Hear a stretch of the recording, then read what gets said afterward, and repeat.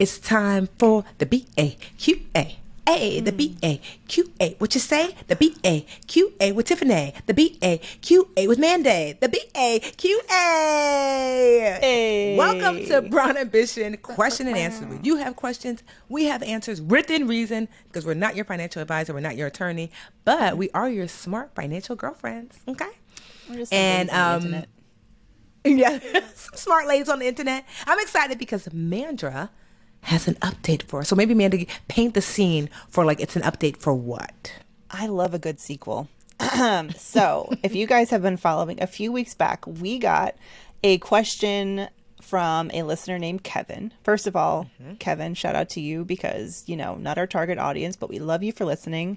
He had such an interesting question. He sent us a message saying basically that his wife was not going up for promotion at work, and he was trying to encourage her to do so. He wanted her to be, and this was a kicker, he wanted her to be a good role model for their daughter and basically show their daughter that she could be a leader. And I don't know, Tiff, if you remember our responses, but I know the one thing I remember and what Kevin has pointed out here in his follow-up is I was like, wait a minute, Kevin, you think you know what's best for your wife, but your wife, because she doesn't want to go for this promotion, it may not mean that she's unambitious. It just may mean that she has identified this is not the place, I want to be stepping up. They may not support me, etc. What else about Kevin? So anyway, it's been weeks. That was one of our most popular BA Q&As ever. And we have been waiting, Kevin, for your with update. Bated breath. With bated breath. So let's get into it. Kevin. All right, let me read this to you. Greetings, ladies. I just want to say thank you for taking my question. First, let me thank you for pointing out how my words related to my wife setting an example for our daughter could be misconstrued. Let me say that my wife is an outstanding role model to our daughter. I was talking in terms of negotiating for higher wages and getting promoted, but I see how someone could read that differently. My wife loves our kids beyond measure, and that's the best possible example. Also, he's digging himself out of a hole. She's gorgeous, kind, forgiving, a gift from God, and 10 times smarter than me. I love it. Sorry it took so long for the update, but your advice opened up some really good dialogue. I have to admit, I wrote my question hoping you would give me some tricks to convince my wife to just go for it. But what happened was the exact opposite. After listening to the podcast, it was as if everything my wife had been telling me shifted and my whole perspective changed. Through our conversation, I realized that the fear I thought I saw was just my wife not feeling she was in an environment that would nurture and support her. I wouldn't call her environment toxic because she likes her job and her coworkers. After re-listening to her, I realized she doesn't feel like the current leadership at her job can provide enough support and guidance for someone stepping into a brand new leadership position. All right, Kevin, you're halfway out of the hole that you've dug, but it gets better, Tiff. Are you ready? Ooh. Listening to the podcast, I realized that I was falling into that trap where I knew what was best for her. And like you said, she's one of those people who knows when to say enough. I am now focusing on just shutting up and listening and letting her tell me what she wants, which honestly, she's been doing the whole time. When I took a minute to stop and think about it, I wrote into the podcast looking to help her, but all along, I was the one who needed help. At this point, I don't believe that he's writing this. I think his wife is writing this for him. But Go ahead, Kev's wife. Because I just want all the husbands out there to just listen, okay? I like to think of myself as supportive, but sometimes my ambition to be this power couple clouds my judgment. I have to start realizing that our power as a couple isn't tied up in our titles or how much money we make, but in the fact that we are a loving Black couple that's been together for 25 years. Love it. We have raised 3 awesome children, and we love each other now more than ever. Thank you for the advice. I don't think this email can truly express how transformative your advice was. I'm a better husband now because of the advice you gave me. Your biggest fan, Kevin. Kevin, first of all, Kevin's wife was standing over his shoulders and write that. Yeah, the beautiful part. Beautiful, smarter than me. Yep. 1,000%. Kevin was like, let me reread it. She said, let me make some edits because you over here not really fully expressing. First of all, Kevin, we stand a husband that wants to do and be better. So let's just give you a round of applause for that. So that's awesome. The fact that you reached out to ask for help, but were open when the feedback didn't align with what you expected, which speaks volumes about you and your character. So, your wife is not the only, you are not the only lucky one. She is fortunate to have you as well. And I just love the fact that I suspected she was already telling you, but oftentimes we don't hear our significant other until someone else said something similar. So I love the fact that you were like, wait, she has said that. And like literally, Mandy, it's like what you said. That she was like, you were like, I mean, she sounds ambitious and amazing. Maybe she just looking around and was like, oh no, y'all not gonna have me up here looking like how you looking up here without support and free falling. No, no, no, no, no. So I love the fact that that's what it was. And that you figured out that's what it was. And so like, this is like my favorite BAQA moment, if I do say so myself. And I think I would join you in that. Yes. So warm and fuzzy. And this is why you've been married for 25 years, Kevin. We were never worried for you. 25 years. This is how every couple should handle, maybe don't, send questions to podcasters as part of that fundamental, process. But in this case, it worked out.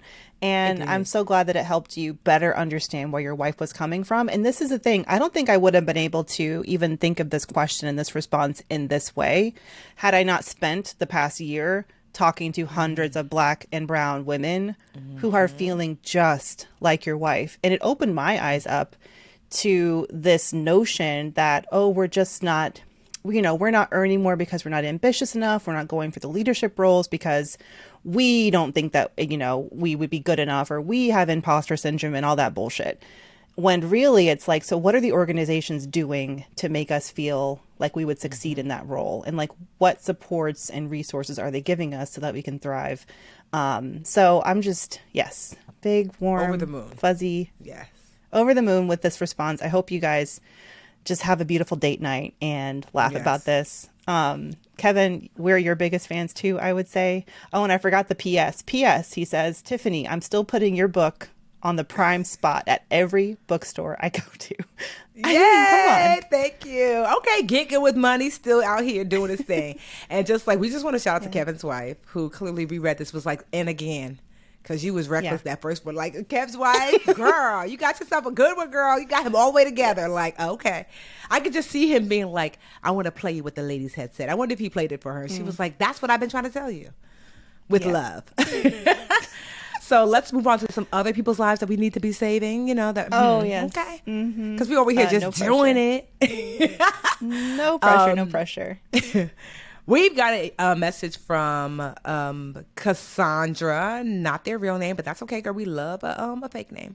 Hi, Tiffany and Mandy. First, can I just say how much I admire both of you? I grew up in a household where we lived paycheck to paycheck and never talked about money. So your podcast is bridging that gap. Thank you. You're welcome, girl. My question is about navigating the option between public and private work and pay. I'm a lawyer, okay girl, smart, who recently graduated, and I am currently deciding between accepting a job in the public sector, nonprofit or government, or the private sector, law firm. My heart is in doing public interest law, but the salary gap is huge. If I went the public interest route, I would be making anywhere from $50,000 to $65,000, while at a law firm, I would make $215,000 starting and be given and be given an $80,000 bonus. I have interviewed at law firms and this is what they've offered. To top it off, I'm the sole breadwinner. Oh, my husband is a recent immigrant and a full-time student, and I have a 2-year-old daughter. My question, how do you suggest I approach this choice? I feel like doing what I love is completely out of the question because of the salary gap. If I go the private route, how do I deal with the guilt that comes from working for companies instead of doing the work for the greater good? What say you, Mandra? Oh, well, Cassandra, I mean, first of all, I feel like you're so not alone in this predicament. And the thing that I want you to what I can tell that you're putting so much pressure on yourself as if this is the only career choice you're ever going to make. The facts are you can get a really nice salary and you can still do good work working for a private firm. You can be choosy about which firm you do. You can choose a firm that gives you, I've had coaching clients who've, had pro bono cases that they can take, or the firm commits some percentage of their hours to pro bono work. Think about how much you would be able to do with those additional resources for your family. And then also potentially you could maybe give away some of your knowledge yourself, like volunteering for a nonprofit or volunteering for an organization or for people that you may want to help. You can still do that, So I don't think you should feel guilty at all for accepting what you're worth, from a private firm. You're a breadwinner. Everyone's circumstances are different, right? You're in a situation where you don't have all the options in the world to just take a job for the love of it. Like, you have a family to support, a husband who you said recently immigrated and may be trying to establish his career. So like, you can take on that role as breadwinner. Yeah, for now. And then you could do it for a few years, a couple years, 1 year, whatever. And then if you decide to change and it's not right for you, make that change at that time. I feel like people just put a lot of pressure on one choice, as if I'm going to make this choice and this is who I'm going to be the rest of my life, when that's not always the case. It's rarely the case. And I'll say this, Cassandra, because I struggled with this. When I first started the Budgetnista, my intention was to make it a nonprofit organization because I wanted to be of service. And I thought that's the best way. I'm going to give, I'll find some funding and to give my services away for free. But it just wasn't the right fit because for some reason I had decided that if you're going to do good work, you have to be like a financial martyr. And I had done that being a preschool teacher. I really didn't make much, but, it was just me. I didn't have children. I wasn't married when I was in my 20s. And so, I'd made less and I don't regret that. But I realized with the Budgetnista that you can do both, that it is a business that gives away so much information for free. And then, I figured out ways to monetize in ways that are still in alignment with my integrity. So to Mandy's point, like, there are, organizations that you could donate your time and energy to. Like, I know, for example, in Newark, there's a group of lawyers that, like, every Tuesday you can kind of go to some office and ask all these different questions of them. And they give that time away for free to the residents of Newark, And so there are things you can still do that gives your time. And with those financial funds, you are able to, if your husband is an immigrant, one thing for certain, two things for sure. People who, immigrants give money back home, right? And so I look at my parents and how many people that they've helped while being here and how we continue that legacy. And so you being married to your husband, it opens up, I'm not sure what your background is, but it opens up the opportunity to also help family members, potentially financially, because if, with that salary, which is incredible, plus that bonus, which is super incredible, I can imagine how hard you must have worked with a 2-year-old. That means you were pregnant while you were in law school. Girl, Yeah, that's true. Yeah. Holy shirt. So, girl, you're rock starring it. You don't have to take less in order to prove that you care about people. Walking with integrity is not about taking less. It's just about your day-to-day actions. And there are other ways to do that without like sacrificing your family's financial future. So congratulations, Cassandra. We are proud of you over here at the BA of the QA, and continue soaring. Obviously, the decision is yours, but if you needed that permission, that's what she was asking for. Girl, 2 brown girls are saying, get your money, honey. Permission slip granted. Yes, Hell granted. Yeah. I love that. Those private firms need more women of color too. I just feel like, yes, when you find the right fit, you'll be making a huge impact no matter where you go. And I mean, this is just the privilege of this is the privilege that you can be building for your daughter to maybe one day make a choice for whatever she wants to do just based on passion, because you starting off this new generation of wealth building like you're doing, like you made that possible for her. That's what I feel like I'm doing every day. Just giving Rio. Yeah. Rio can just go be a poet. Just go, I love that, baby. Just go be a poet. Go be an artist, whatever you want to be. I love that. Oh, man. All right. Well, should we take a quick break and we'll be right back with a really good question from someone who wants to go by Ag Girl. I want to find out why. See y'all right back here with more of your BA Q&As. Here's a word from our sponsor, BetterHelp. Honestly, how well would you take care of your car if you had the same one your entire life? That's how our brains work, so why aren't we treating them that way? How we care for our minds affects how we experience life. So it's important to invest time and care into keeping them healthy, BA fam. There are plenty of ways to support that healthy brain, like learning a new language or taking power naps, but there's also services like BetterHelp Online Therapy. BetterHelp is online therapy that offers video, phone, and even live chat-only therapy sessions, so you don't have to see anyone on camera if you don't want to. You'll get timely and thoughtful responses, plus you can schedule weekly video or phone sessions. It's more affordable than traditional offline therapy, and financial aid is available. You can get matched with a therapist in under 48 hours. And as a special bonus, our listeners get 10% off their first month at betterhelp.com/brownambition. That's betterhelp.com/brownambition. Get 10% off your first month at betterhelp.com/brownambition. Hey VA fam, support for Brown Ambition comes from our friends at Avast. Avast empowers you with digital safety and privacy no matter who you are, where you are, or how you connect. Enjoy the opportunities that come with being protected with their all-in-one solution, Avast One. It's their best protection yet. Avast privacy features help you keep your identity and actions hidden, and their security solutions stop malware, phishing, and virus attacks. Another great feature is Avast PC Speed Up, which optimizes the background activity of your apps in order to speed up your PC. I love the way Avast firewall protection keeps my personal information secure and stops attacks trying to get on my computer. Ain't nobody got time for that. Confidently take control of your online world with Avast One. It helps you stay safe from viruses, phishing attacks, ransomware, hacking attempts, and other cyber crimes. Learn more about Avast One at avastone.com. All right, BA fan, we are back with your question. Did you catch how I said holy shirt, Tiffany? Because I almost died when I said holy shirt. This is when you know Rio is now responding to and repeating everything I say. I was like, Mandy, you cuss a little. And you're like, speech not delay, anymore. no more. No, the other day I did not say holy shirt, and he repeated that all the way to daycare. And oh my gosh. I said, oopsie. Anyway, to our question.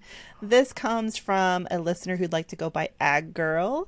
She says, she says, I am a new graduate and I landed an amazing job in the field of my dreams with great benefits. I'm wondering, how do you balance illustrating your Oprah as a new employee while still having a good work-life balance? You all stress not to overwork yourself, but I feel like this is what I need to do to get noticed. Can you provide some advice on illustrating your Oprah as a new graduate, but not overworking ourselves to get noticed? Excellent question, that girl. First of all, Agar, so just for those of you who are listening who might not know what illustrating your Oprah is, honestly, it's just this term that I came up with where I was like, because when I first started the Budgetnista, no one would let me speak, not even for free, let alone pay me. And I remember at first I used to just tell myself, oh, that's because they don't have the budget, they don't have money. And then one day, someone who had told me no told someone else yes. Like they told me no for the free thing and paid them like $200. And I was like, what the hell? And I realized they do have the money, they're just not giving it to me. Why? And I thought, and I remember distinctly thinking, I bet if I was Oprah, they would pay me. And then something in me was like, yeah. If you were Oprah, they would pay you because Oprah clearly illustrates her value. And I was like, oh, it was a read for filth internally. So I realized that somehow I have to showcase my value so undeniably that they pay me as quickly like they would pay Oprah. And still to this day, I still work on that. So just so you guys know, that's where illustrating your Oprah comes from. Okay, so Ag Girl, you are right in that not all time is created equally. Right? So there are going to be times when you're going to be working more than others and leaning in more than others. I don't believe in balance. I believe in what I call harmony. So balance, all things in equal measure. Same, alone time at home, time with your girls is the same, time with your partner, time at work. No, ain't no such thing as balance to keep all of those things equally weighted. Instead, there's harmony. You ever listen to a song? Sometimes the sopranos are dominating. they're a little louder. So sometimes work is a little louder. And sometimes here comes the baritones, they dominate. And so maybe that's like, partner time. Like that's what's dominant this weekend. And so it is okay to fluctuate in and out of like, it's like when you first start a business, same thing. You're going to have to lean in and work harder than what I'm doing now. Like I don't work nearly as hard from when I first started the Budgetnista. But when I launched something new, I know that it's going to require more of me than when I'm already coasting through doing that thing for a number of years. So I don't want you to think that you're not supposed to work hard, but overwork just means if you are exhausted and spent and you're just like sick of it, then you have pushed yourself too hard. The sopranos are doing too much. They need to sit down and let the altos sing a little song. You know what I mean? And so that's what it looks like. So I'll give you an example of someone on my team who's done that. Her name is Logan. Shout out to Logan. She's amazing. So when Logan first came to me, Logan was she worked in customer support on the Literature Academy side of my business. So that's my online school. And Logan was in customer support, just literally making a few bucks an hour. She was so good and she created like a system for us to answer customer support more succinctly that I made her the customer support manager. And Logan is someone who's always reading a book, taking a course, taking a class. So she got to be so good at the customer support manager in that she trained everyone. And so we could literally satisfy 30,000 people in our academy with like 3 or 4 people on customer support. I was so impressed. I said, what do you actually want to do, Logan? And she's like, I really love researching. I love how you write your copy, Tiffany. I want to learn how to copyright. I said, bet. So I started to teach her how to copyright. And she got so good. So it took her maybe 6 months to like 8 months to like kind of shadow me and like copywriting. And then I let her take it on her own. And I would just review everything she wrote. And by a year's time, Logan was just as good as a copywriter. And now she's even better. And to the point now where then I promoted her to content manager. So she writes all my emails. She does all my social media posts. And you know what I mean? So, but you see how Logan illustrated her Oprah was, she didn't just do her job well.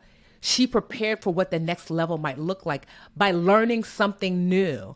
And so after my husband passed away, I could not support the 15 people I had on the team at Budgetnista. It just was too much. But I let go of everybody except for my admin and Logan. Why? Because her value was so illustrated. I was like, yo, if I can't let go of Logan, I need Logan, right? Because she illustrated her value so much so. Like if I talk to Logan now, ask her, what are you doing right now? She's like, oh, I'm taking this Instagram course so I can learn how to to get our Instagram like popping. Oh, I took this course on Pinterest because that's Logan always stretching to learn, to grow, to add new skill sets to her toolkit. She illustrates her Oprah so succinctly and so powerfully that even if I would have let go of Logan, there are people now squatting on, you still working with Logan? Oh, okay. Is Logan available? Oh. Like Logan would have no problem replacing me with another job because she's just so valuable. So that's what illustrating your Oprah looks like in real time. And also, creating harmony with working hard when you need to work hard and pulling back when you need to pull back. I love when you talk about that Logan story. It's a great example of, I also think it's a really good example of, as a leader, recognizing, because people can be illustrating their Oprah, but if you're not, as a leader, seeing it and rewarding them and showing them that with hard work. And for so many people, there's a lot of Oprahs out there who are just not being seen because they have teams or management that just not is recognizing their talent. What I love about a recent grad, that's why I got excited, Ag Girl, when I saw your question, is like, oh, you can be molded. Like you're so young, and this is your first, it sounds like the first full-time job you've had. And just, I would add to that, how do I define illustrating your Oprah? For me, I think it's all about your professional brand. And first and foremost, that's like how the outside world, outside of your employer, is viewing your work. So this is people who you may engage with on LinkedIn or through networking events. What do they know about the work that you're doing? And are you telling them and showing them so you're not the best kept secret? And then it's also like, how do people at your company view you? You're so new that your first years, if you go back to Tiffany's story about Logan, she spent months doing really well. And I'm assuming like demonstrating that with Tiffany and letting you see the growth and all of that. and then moving on to the next thing. And so I think in your first year, especially, give yourself time to make an impact, give yourself time to learn and to see what is needed and to try to fill that need, you know, in your new role. I wouldn't go above and beyond just working just to be working. Like, take the tasks that you're given and complete them and learn and grow. But the best way to sort of expand your professional brand at work is to actually keep your manager and your team abreast of what it is that you're up to. So I love the idea of doing a weekly recap email for your manager, especially when you're new. Just literally can be a few sentences. Here's what I've been up to. Here's what I've been doing. This is really good for managers who are maybe a little bit more offhands and you don't feel like they're recognizing what you're doing. Demonstrate your Oprah, tell them what you've been doing. So keeping them updated with like a weekly recap email, a monthly. If you don't have a regular one-on-one with your manager, ask to schedule one. The key is just recognizing that sometimes we have to tell people that we're ready for more and tell them that we are worthy of more, and not like waiting for them to tap us on the shoulder and be like, you know, that's the ideal. I feel like, Tiffany, you're just like, you're a badass, I'm going to give you more. Some managers are just clueless. And so we have to like say, hey, hi, give me more. And if not, you know, I'm going to be moving on down the road to someone who will give me more. So that's what I would say. Don't overwork yourself for the sake of doing it. And I also think if you're being impactful and like really helping your team, then you can't make the mistake of thinking that I'm meant to do everything by myself and kill myself, because at the end of the day, if they're not actually asking you to do that, that'd be a problem too. But if you're just telling yourself, I need to work around the clock and, you know, really burn myself out, all you're going to do is end up resentful and like burnt out. And that's a mistake that too many women are making, professionals are making, you know, in their careers as well. But you're so young, there's time. Don't do that. Yes, girl, you're gonna be looking good as Oprah's bank account. Good luck in the new job field. Yes. Oh, the youth. Yeah, and the fact you're asking that question speaks volumes about, like, you know, I feel like you're gonna crush it and kill it. So check in with us in a few months. We'd love to know how it's going. Give us another Kevin update. Kevin style update. All right, Ag Girl, and to all of our incredible listeners who sent us your questions, thank you so much. If you have a question you want featured on the show in the BA Q&A, hit us up. We're on Brown Ambition Podcast. We are at Brown Ambition Podcast on IG. You can also email us, brownambitionpodcast@gmail.com. Hey, BA fam, we're on YouTube. Woohoo! Thank you so much for watching. Please like this video and subscribe to the channel. And while you're at it, why don't you go over to that little bell icon and just tap that for us. Show the BA fam how much you love us. And that way you'll also get notifications when new videos drop. Also, share the channel with a friend. We're always like, tell a friend, tell a friend, tell a friend. And thank y'all so much again for all the support.